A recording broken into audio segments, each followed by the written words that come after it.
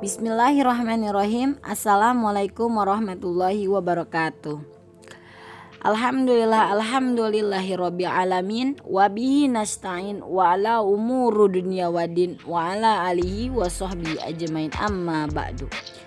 Perkenalkan, nama saya Syarifah Salsa Nur Fadilah dari kelas reguler B semester 5. Di sini saya akan memenuhi tugas UAS pembelajaran agama Islam di sekolah. Dosen pengampu yaitu Bapak Irham. Di sini saya ingin menjelaskan tentang University Islam Sultan Syarif Ali Unisa yang berada di Brunei Darussalam. University Islam Sultan Syarif Ali Unisa merupakan perguruan tinggi unggulan berbasis agama Islam.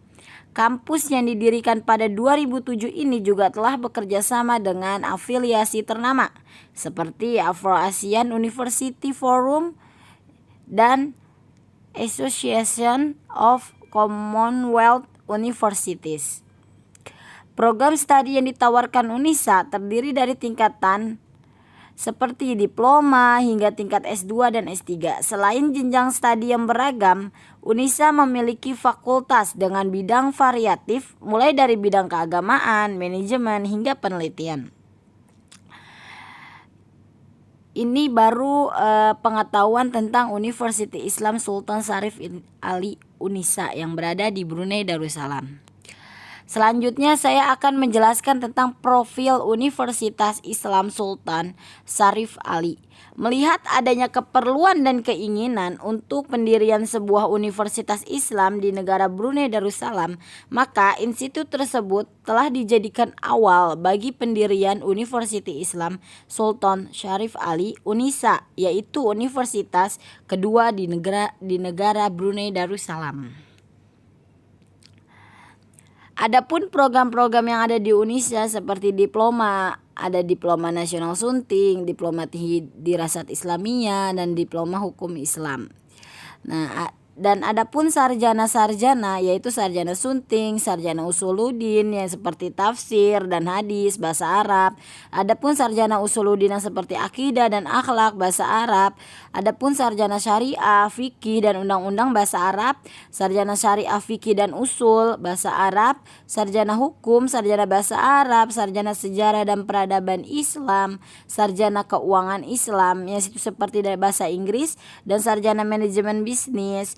Adapun magisternya yaitu S2-nya yang seperti magister sunting, magister usuluddin, magister syariah, magister hukum, magister bahasa Arab, magister sejarah dan peradaban Islam, magister perbankan dan keuangan Islam, magister mazhab Syafi'i.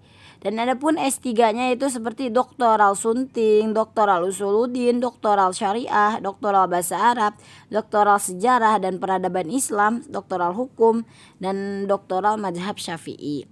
Jadi program-program ini sudah ada diploma, ada S1, S2 dan S3.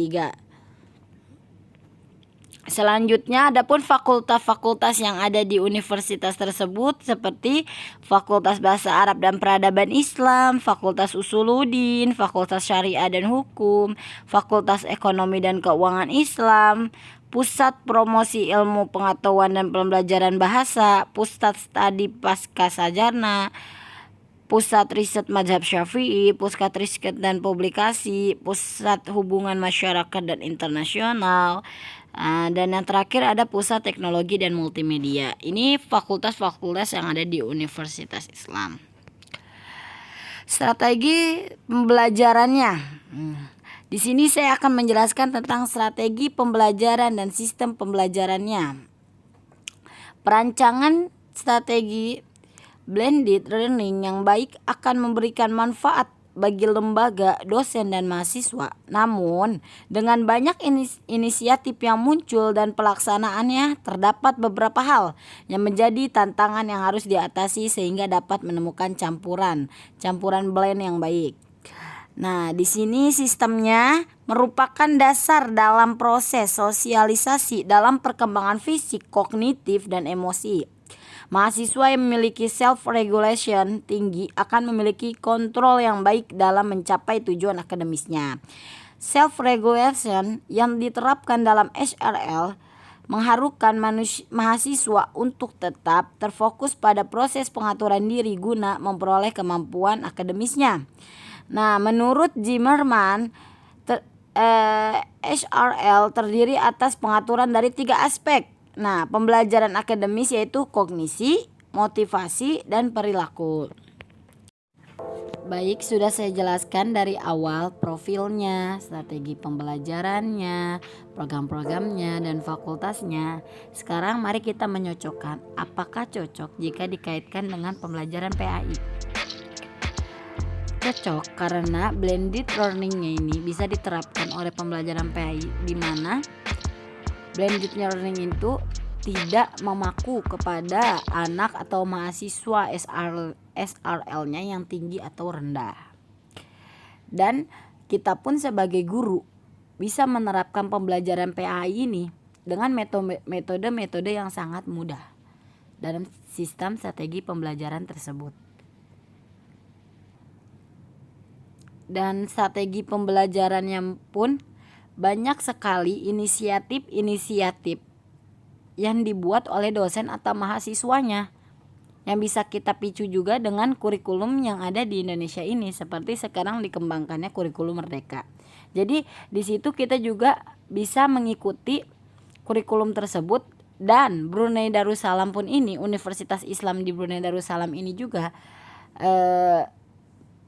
mengikuti dengan hampir sama dengan kurikulum Merdeka ini. Jadi dia dosen dan mahasiswanya blended learning mengeluarkan inisiatifnya, mengeluarkan kreatifnya untuk mengembangkan strategi pembelajaran yang ada di kampus tersebut.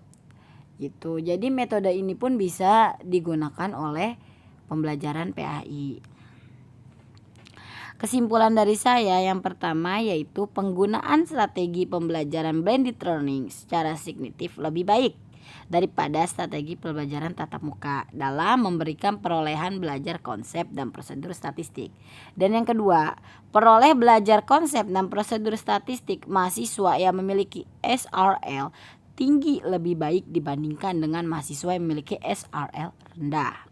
Dan yang ketiga, SRL mahasiswa tidak mengubah hubungan strategi pembelajaran terhadap perolehan belajar konsep dan prosedur statistik. Berdasarkan simpulan-simpulan tersebut di atas, dapat ditarik satu simpulan-simpulan tersebut di atas dapat ditarik satu simpulan umum bahwa strategi pembelajaran blended learning lebih unggul dalam memberikan pengaruh terhadap peningkatan perolehan belajar konsep dan prosedur statistik.